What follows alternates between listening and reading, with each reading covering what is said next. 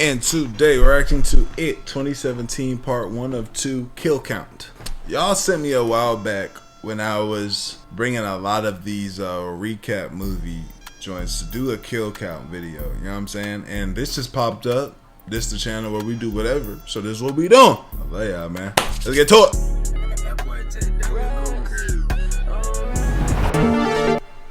Welcome to the Kill Count, where we tally up the victims in all our favorite horror movies. I'm James A. Janice, and today we're looking at the 2017 adaptation of It, based on the Stephen King novel. Y'all watching Welcome to Derry? I like it, bruh. It's a lot. I didn't know they was gonna have young children getting murked. Like the first episode was the first episode, whatever one, where they bodies getting. I was like, so it's a lot, bruh, and it's a little frightening, but I'm enjoying it. Previously made into a miniseries in 1990. On a pedantic note, this isn't a remake of that miniseries, which you can watch me cover in a previous Kill Count here. Instead, this is a different adaptation of the same source material, King's massive 1,100-page tome, which I still haven't read yet. This new telling takes place in the late 1980s, giving it a sort of R-rated Stranger Things feel. The basic story is the same as ever. A bunch of kids in the small town of Derry, Maine are haunted by an evil entity who most frequently takes the form of Pennywise. This nigga, Buddy was so silly walking up to this damn shit. And once you saw somebody, because he had a full convo, it's not like he got over there and then was like, oh, snow, and left and ran off, right? Like a normal kid would do. But he sat there and had a conversation with a man in a gutter. Like, this is the most, my mom said, like, this is the most, yeah, your mom told you, stay away from strangers, especially in creepy situations. Like, you must not have got taught nothing. Your mom must have taught you that life was just, hey, your world is, you can do whatever you want. Take candy from strangers, go down dark alleys. The Dancing Clown. Whereas Tim Curry performed the role in the miniseries as a twisted but mostly human-seeming clown, Bill Skarsgård's take on the character is completely new and helped make this movie one of the highest-grossing R-rated films of all time. Skarsgård, who should maybe be called Scaresgard after this, plays Pennywise as a totally alien being who happens to be wearing a clown costume and has a damn fun time doing it. The cast of mostly unknown kids is also impressive as hell, as is the cinematography, the music, and just how damn funny the movie is. People are pretty divided when it comes to opinions on how scary it is, but I'm not here to rate terror, I'm here to count kills, so let's get to them. I vape, but I don't want to, you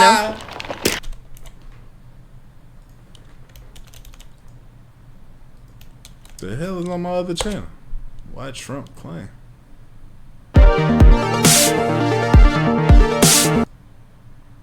He's here to count kills. What did he get? Where we get? In Derry, Maine. It's 1988 and Bill Denborough is too sick to go outside with his little brother Georgie, so the best he can do is wax up a paper boat for him and wish him luck on his voyage. Oh boy, that's a cute kid. Move over, Andy Barkley. You've got some competition here. Georgie casts off and it's a real rollicking. And what about your parents? Like it's a gray. It's not just a regular rainy day. Like, oh, it's just a little bit rainy. Nigga, it looked like it's storming. You know, it's flooding. You feel me?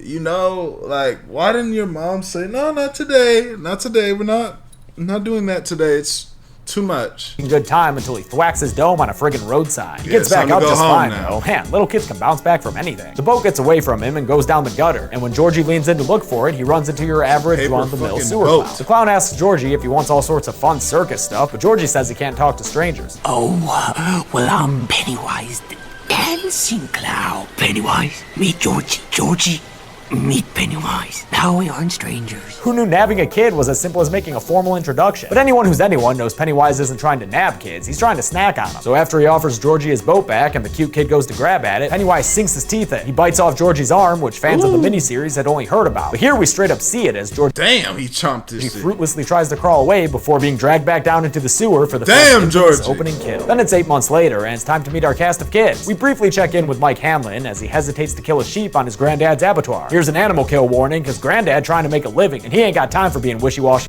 Yeah, and why is this nigga's like barn so like filthy though? Like it's not even like I feel like how a typical barn would on the look. bolt gun. He tells Mike there are two types of people in this world: the people with the bolt guns and the sheep who get got. Which one are you gonna be, Mike? It's the last day of school, and Bill and his fellow Goyim, Eddie Kasprak and Richie Tozier, question their Jewish friend Stan Uris about what his upcoming bar mitzvah means exactly. Richie, the jokester of the group, has a very late-night stand-up understanding of the process. Yeah, and I think the rabbi's gonna pull down your pants. Turn to the crowd and say, "Where's the meat?" Sure, Richie's probably tiresome to be around all the time, but at least these boys have friends, unlike Beverly Marsh, who gets bullied and called a slut by some mean girls in the bathroom. Then they dump a bunch of bathroom trash water on her head and call Oh my god. Oh my god.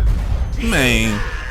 There's certain level of disrespect that like I feel like nobody should go for. And trash, juice, school, water, like this is one where it's like, okay, when I get out, I know I'm a lose. Okay, I'm a lose. I'm swinging. I'm going out. I'm wigging the fuck out. This is that. School year. Happy summer vacay! On her way out, Bev runs into another friendless loser, the new kid in school, portly Ben Hanscom. He shows off an expert-level display of clumsiness with a great physical comedy bit. The two of them bond over Ben's music, New Kids on the Block, and she becomes the first and only kid to sign his yearbook, kicking off a real serious crush. Aw, Ben's so cute. Bill and his bros make plans for the summer, Bill pushing hard for them to hang out at the Barrens, as they watch the mom of a missing girl, Betty Ripsum, wait in vain to see if her kid will come out of the school. As if Betty Ripsom's been hiding at home after the last few weeks. Before they're even able to leave the school grounds, they get harassed by Joe Dirt Jr., Henry Bowers. Bill shudders out an attack. Suck, Bowers! And Henry gets all up in his face, threatening that Bowers. Nah, that's Bowers.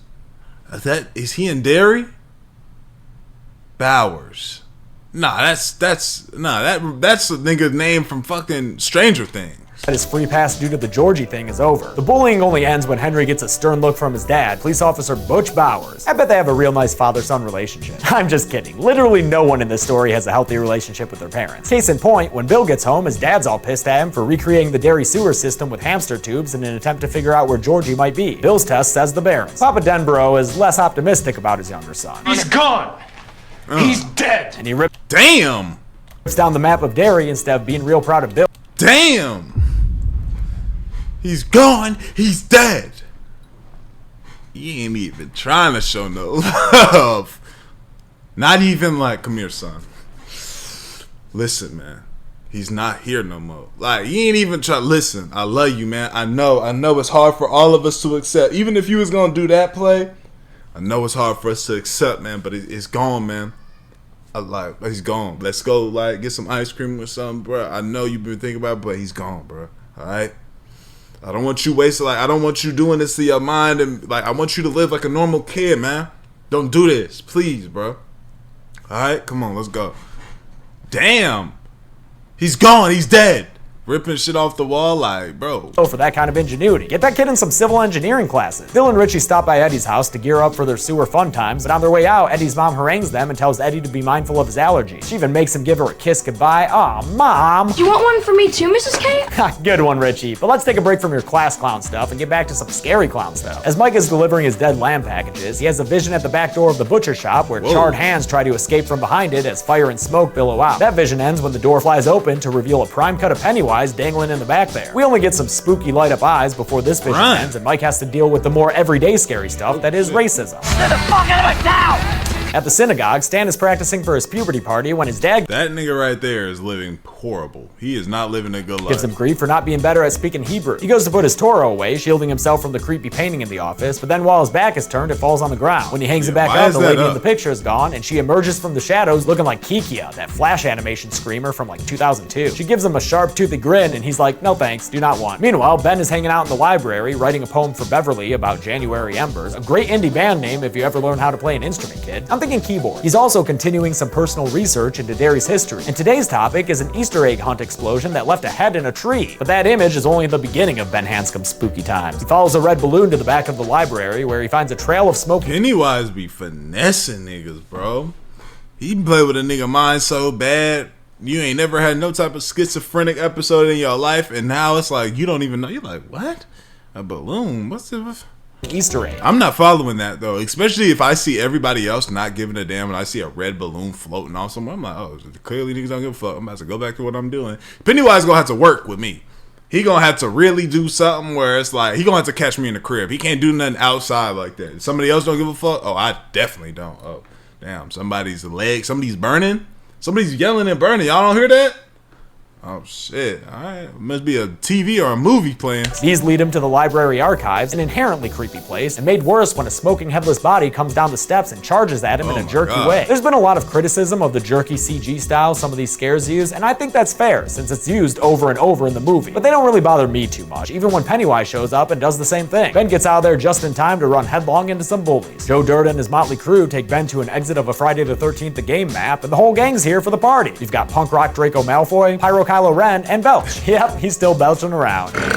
Although sadly, that's the only belch in this movie. Ben tries— Hey, what's good, y'all? I'm back again. And I've been putting a lot of people on to this program called Free Cash for a while now. Check out one of my supporters that had the biggest payout that I've seen yet from all the DMs y'all sent. And I promise you, they've been hitting me up saying that they've tried it and it's worked. They've been getting cashed out, and I love to hear that because it genuinely actually works. And don't think I have not been seeing y'all's comments saying things like it doesn't work, Dior supporting a finesse, they're trying to take your data, and it's not true at all. And the fact that y'all would think that I would even put that on a video to get y'all finessed is wild to me. But hey, first off, Free Cash does not sell your data. They strictly track your progress to make sure you can get paid. Only sign up with an email and password and give no personal information, so I don't know what y'all are talking about. Here's how it goes. You sign up through my link, and inside you see a list of apps and games. Download them, play, and beat the levels that they tell you. That's the key. You gotta complete the requirement. And once you hit the level, the system credits your account. And every time you finish, you get real money. Cash out to your PayPal or get a gift card, while it also being free of charge. The games pay Free Cash to get new players, and Free Cash just shares the money with y'all for trying it out. It may take a little time to get a huge payout, but if you're gonna be on your phone playing games anyway, you might as well make $5 to $10 doing the same thing. I don't want to hold y'all any longer, and I hope I've cleared up some things if you've been sitting on the fence. Hit the link, try a few games, and then DM me. Let me know that you've been winning, actually getting your money. Like I showed y'all earlier, bro made $1,000 off of Free Cash. I'm not promising that's gonna happen every day for y'all, but the fact that there's a possibility for doing something that y'all already do should really be all the convincing that you need, bro. the signal for help from a car driving by, but they're just trying to win the round, Ben. Sorry, I think it was the two-seater anyway. Henry threatens to carve his name into Ben's stomach, and unlike in the miniseries, he actually starts to do it. Ben kicks him and drops backwards down the hill, and after Henry hops the fence to follow Ben in his hot rod— It's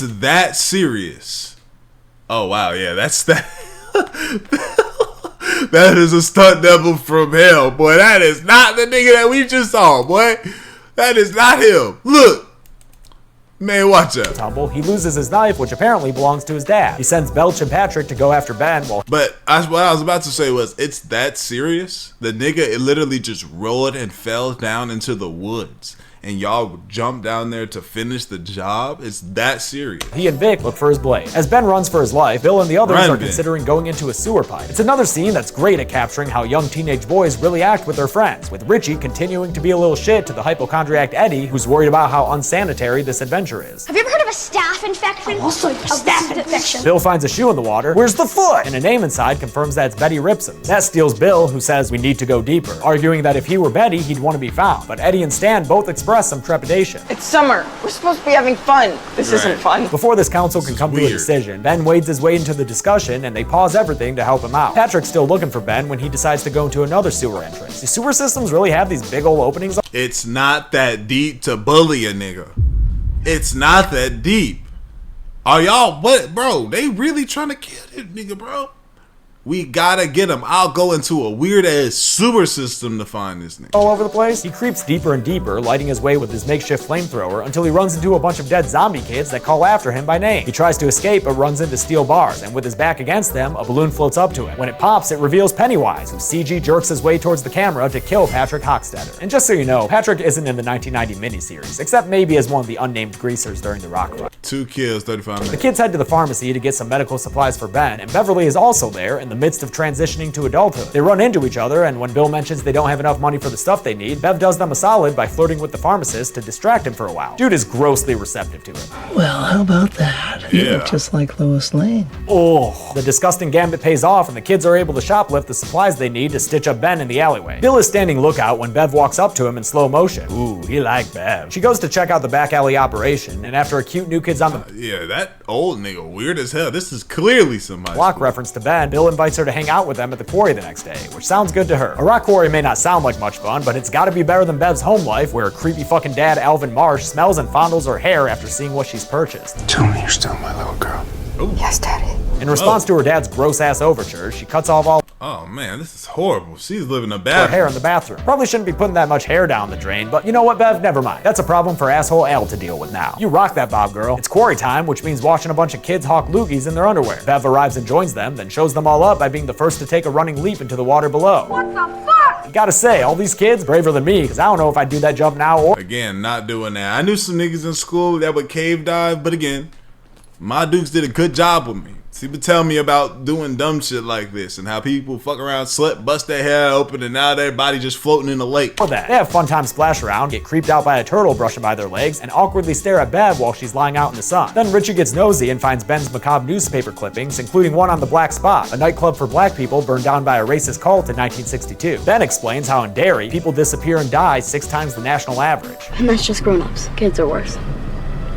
Way worse. He invites them back to his house, and after a quick little cleanup with a Chris Farley-esque finish, he shows them his frickin' homeland walls, where he's cataloged disturbing occurrences in Derry stretching back all the way to its founding. Derry started as a beaver trapping camp. Still is, am I right, boys? In maybe the funniest moment of this hilarious movie, Bev also finds a New Kids on the Block poster behind Ben's door, but he pleads with his eyes for her to keep it secret, and she's a nice gal, so she does. Ben points out that a lot of the town's tragedies are connected to the old well house, but he's not sure where the well house is anymore. I'll give you a spoiler, that shit's on Nebo Street, as Eddie is about to find out while walking home past the old creepy abandoned house. Whoa, look at this.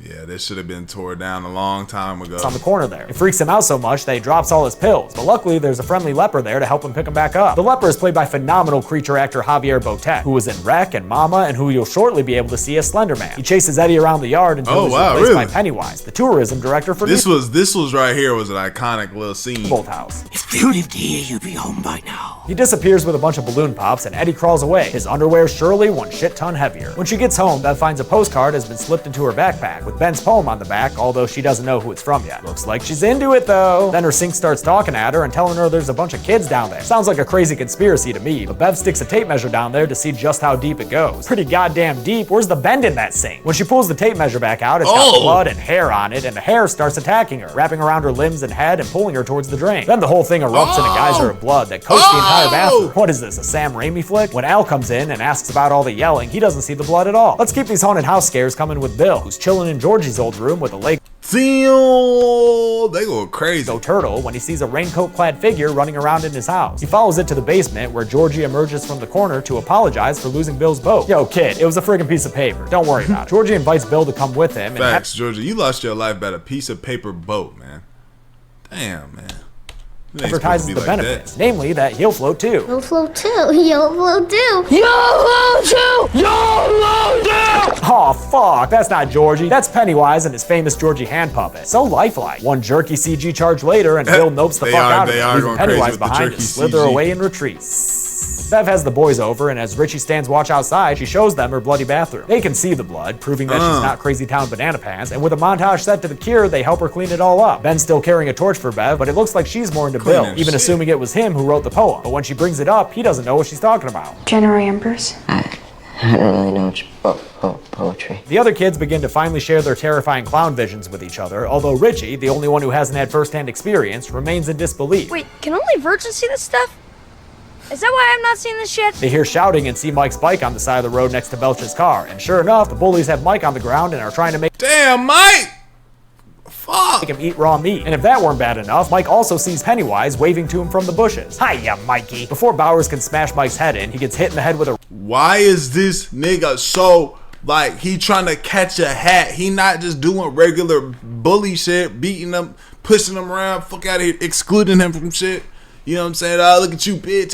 Slapping in the back of the head. He's trying to kill this nigga, bro. It's time. I don't know, bro. He, for the sake of everybody, I know he young, but he might need to get wet.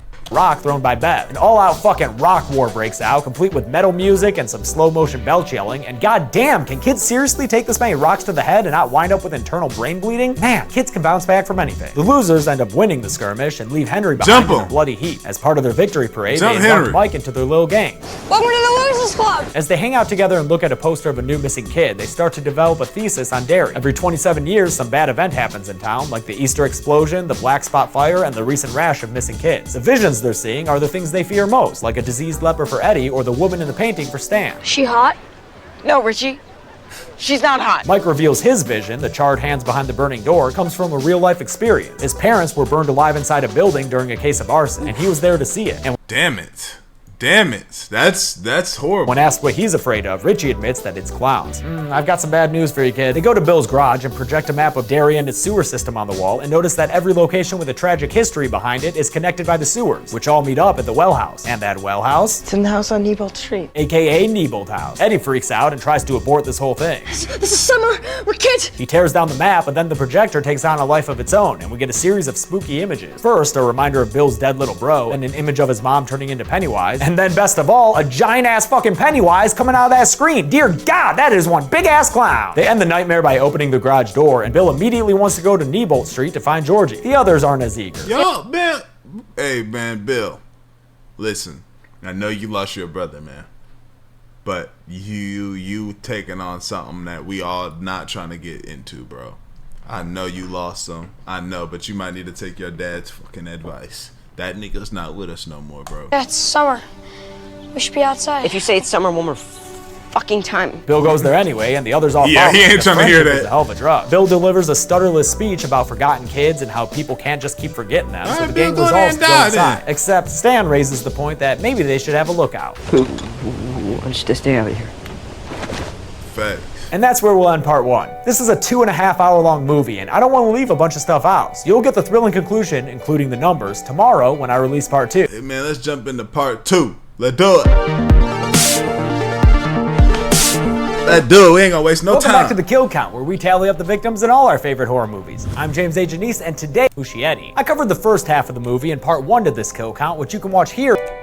When we last left off, the kids were about to head inside Nebolt House after learning it was the center to so many of Derry's I needed this, bro. Especially watching Derry, like, I needed this. tragedies. After an off-screen straw drawing, Bill, Richie, and Eddie are the ones who wind up going inside. Richie finds and freaks out over a missing kids poster with his face and name on it, but Bill tells him to ignore it because it's not real. They hear a little girl's voice and go upstairs to follow it, and at the end of the hallway up there, they see Betty rip some, and oh, nope, there she goes. As Bill and Richie go to help her, Eddie is distracted by a noise he hears, so they wind up getting separated. Eddie, stay together. We stay together. If we gonna be doing shit we have no business doing, we supposed to be staying together. Niggas ain't watch Scooby-Doo. After a door closes between them, a hole opens up in the floor in front of Eddie, and his old friend Def Leppard appears, scaring him backwards to the ground floor below. Damn. Richie then hears Eddie's voice coming from another room, so he heads inside to check it out. But once again, a door closes and separates the kids from one another. The lights in the room flicker and reveal its contents, a whole bunch of clowns. Richie's all like, "Get out of here, you bunch of clowns." Oh, and look, OG Pennywise is chilling in the back there. That's a fun little Easter egg that's not charred and smoking. At the end of the room is a coffin, and inside is a pretty well-made Richie puppet thing. Then Pennywise pops out and plays us a golden oldie that we haven't heard in a while. Beep, beep, Richie. He charges at Richie in a CG but thankfully not jerky manner, but Bill's able to get the door open and rescue him. Then a visage of Eddie pops up through a mattress to Bill and Richie and vomits up some acid spit, which flows towards them and chases them into a room with a fucked up version of Let's Make a Deal.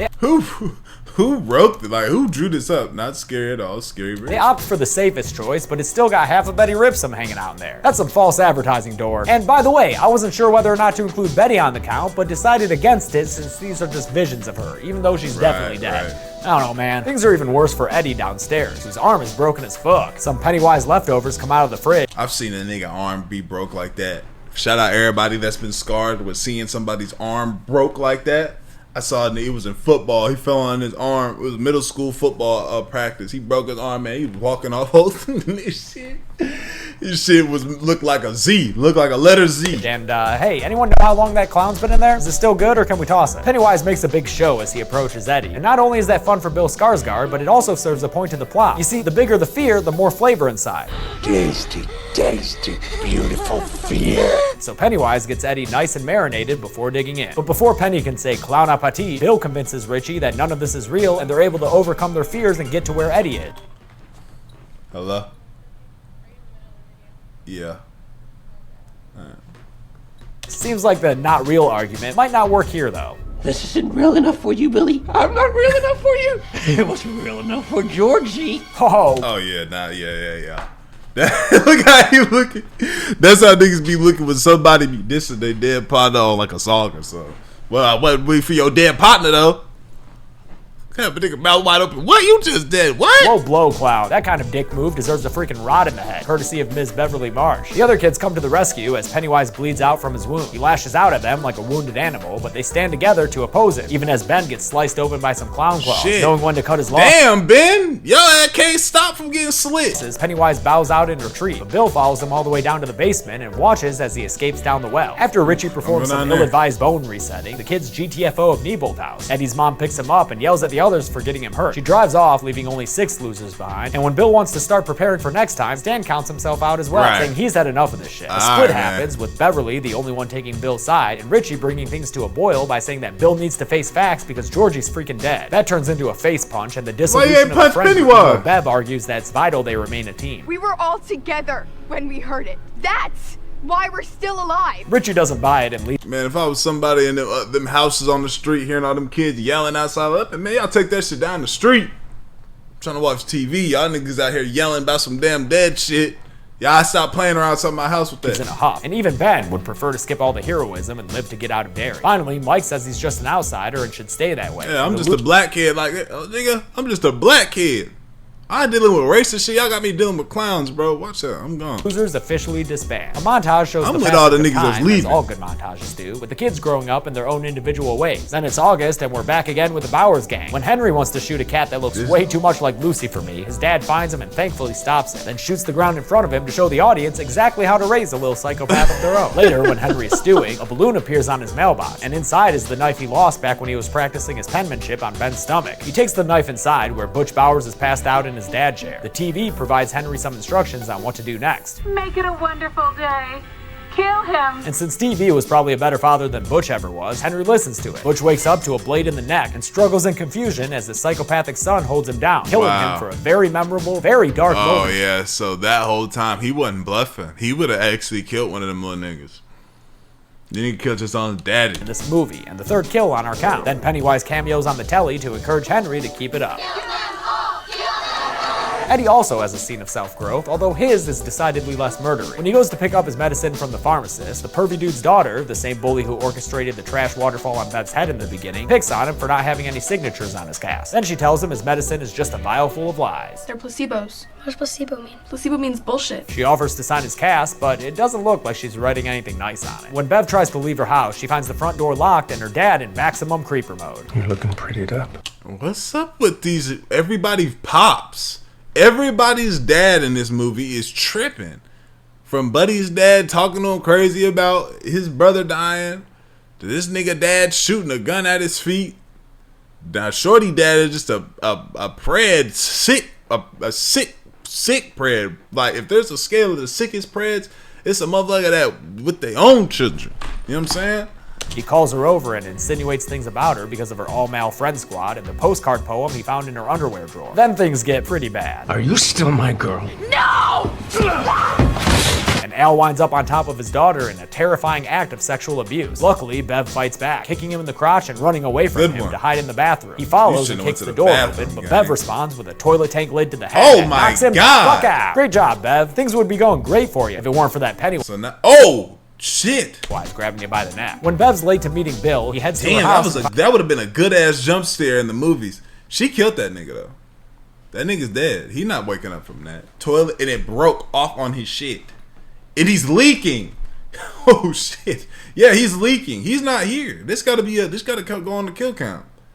He's leaking. He's bleeding out. Finds her dad knocked out on the bathroom floor. But he's very pointedly still breathing and making alive noises, so again, no go on the count. Bill also finds a message written in blood. You die if you try. Bill's on a mission now, and it's not to see Nightmare 5. Good thing, because Dreamchild blows. Instead, it's to recruit the losers to help him save Bev, starting with Richie, who's still pissed off at him over that face punch. See that guy I'm hitting? Pretending it's you. When he tells Richie that it got Bev, Richie puts his street fighting on hold. They call up Eddie, who's altered his cast graffiti to be a little more complimentary, but on his way out, his mom tries to stop him based on his delicate constitution. His mama built like that. He finally fights back against his overbearing mother. You know what these are? They're gazebos! They're bullshit! and flees from her and his house to go help his friends. The other losers are recruited off screen, and together, the 6 boys bike their way to Nebolt Street. Mike This nigga done brought some artillery with his granddad's bolt gun, because sometimes he likes to roleplay as Anton Chigurh. As they arm themselves with fence rods, they don't notice Belcher's car on the street, watching and waiting for them to go inside. Now, there's a deleted scene from the theatrical release that's pretty gosh darn relevant to our interest here on the kill count, since it shows that Henry killed Vic and Belch, and I struggled immensely over whether or not to include it. I settled on leaving it out because I don't want to set a precedent. Wow, that's crazy. The extended cut. Then for including extraneous materials like deleted scenes if they're not included in a fully completed version of the film. And by the way, this scene and others will be integrated in a director's cut promised to us later this year, but the studio didn't include it on this initial Blu-ray release because it wants people to buy the movie twice, which is total fucking bullshit. They head into the house, although Stan needs a little extra coaxing, and go downstairs to find the broken well. They throw a rope down it and begin to descend, finding a tunnel a little ways down. But after everyone except for Mike is safely down, Henry shows up and attacks. Bam! Henry shows his crazy bloody face to the others down below. Mike, where's he? Then turns around to finish the job. He pins Mike down and puts the bolt gun to his head. But Mike ain't no sheep bower, so at the last minute, he fights back and avoids the bolt. Close one. Granddad would be proud. Mike hits Henry with a rock to get him off, and frickin' Goldberg spears him into the well. Henry falls down past the others, and here's another complication, because the movie leaves newcomers thinking Henry is dead. But I think he'll be back, because it would be a drastic change from the source material to not have him in part 2. So another missed count opportunity. Sorry. Bev wakes up in a big old trash room full of a bunch of dead kids floating in the air. It finally gives meaning to the whole "you'll float too" thing, although I'll note that this is a movie invention and doesn't come from the book. Then Bev gets treated to a show. It's everyone's favorite meme, Pennywise the dancing clown. Pennywise is a clown? Pennywise is a clown. Look at him dance like a look at him go, like a look at him dance like a clown. He jumps out to greet his audience, but finds the reception lacking. I'm not afraid of you. Oof, that fruit ain't ripe yet, Penny. Better put it in storage with your deadlights until it's nice and tasty with fear. Deadlights, they're like the crisper drawer in your fridge. Stan somehow gets separated from the others when he thinks he hears Bev, and as he stumbles around by himself, he's greeted with spooky CGI face running at the camera. When the others come and find him, they see the painting lady chowing down on little Ursus Minor, but at the sight of them together, painting lady backs away from them and disappears down a pipe, popping back out just to be like, hey, you guys know this is actually Pennywise, right? Yeah, they know. The other kids get Stan up and running, all you know this is actually Pennywise, though right? he's understandably in hysterics and not too pleased with having been left alone. While they tend to him, Bill sees Georgie running around the sewer and follows him. Oh my God, Ben. Jesus Christ. You have, like, you're the same one saying, this isn't real, this isn't real. Bro, you're fucking falling for everything. Through the tunnels to the big old trash heap room, where he finds Beverly floating in the air, her eyes glazed over. Instead of helping her down right away, though, he continues his Georgie hunt. So it's up to the other kids to help her down when they for him, it's Georgie. Like, everybody else in this bitch could die. I want my little brother back. Come into the big sewer chamber. After checking out all those helium-filled dead kids, of course. And no, the floating dead kid crew isn't going on the count either, because there's just too many of them to count and they keep floating around. It's hard to get a number on them. I know this kill count isn't that exciting if you're just here to see numbers get tallied, but hopefully you're watching for more than just that. They drag Bev down to ground level and Ben does the only thing he can think of, delivering true love's kiss, question mark? It totally works, meaning Ben should be called Life Lips for the rest of his days, and Bev finally recognizes that game. Generally embers. My heart burns there too. Before Ben can capitalize and get a non-catatonic smooch, though, Richie hugs them both, and Mike jumps in too, because hey, might as well be a group thing in the sewer. Pay attention. Bill finds a one-armed Georgie, who he has a tearful conversation with about paper boats and shit. Georgie asks Bill to take him home, and Bill says, yeah, that'd be great, except there's just one little problem. But you're not Georgie. Damn! Dude, for a second there, I thought maybe it was Georgie, somehow having survived in the sewer this whole time. Just to get whacked by your and then brother. it'd be a real fucked up twist with Bill actually killing him. But no, that little kid is a clown in disguise, obviously. Pennywise sits up, and I hope you're all ready to rumble, because the main event is about to get started. Bill puts the bolt gun at Pennywise's head, and even though Mike yells to him that it's not loaded, Bill pulls the trigger, and it apparently hurts Pennywise, because the power of imagination, yo. The fight breaks out entirely now, as Pennywise fights all the kids at once, throwing them around the sewer and definitely having the upper hand. He eventually gets Bill in a hold and makes an offer to the others. Leave him alone to nom down on Bill, and they can all live long, happy lives, never having to look over their shoulder to see if a clown is running at them in jerky CG. Bill co-signs the agreement out of guilt for leading everyone down there, and it looks like Rich— oh, my battery. And let him just be with his brother at this point. You know what I'm saying? Nigga want to be with his brother, goddamn it, so bad, goddamn it. She might too, since he gives a speech about how this is all Bill's fault and lists all the shit he's had to do because of it. And now, I'm gonna have to kill this fucking clown. Yeah, that's right, these losers stand together. The fight continues with a lot more showmanship this time around. As all the kids attack Pennywise, he transforms into the various things that terrify him, along with a cameo appearance by some spider crab claws in a reference to the miniseries, and a mummy with bandages attacking Ben in a reference to the book. He saves the real terror for last, Bev's rapey fucking father, but that only encourages her to put a rod through his mouth. Eat it, clown! That's pretty much it for Mr. P-Wise, who crawls away from them in defeat until his back's against another drain pipe. Bill recognizes that the clown is scared because now he's gonna starve, and Pennywise backflips into the pipe. Before he drops out of sight entirely, his head begins to disintegrate and he offers one final parting word. Fear.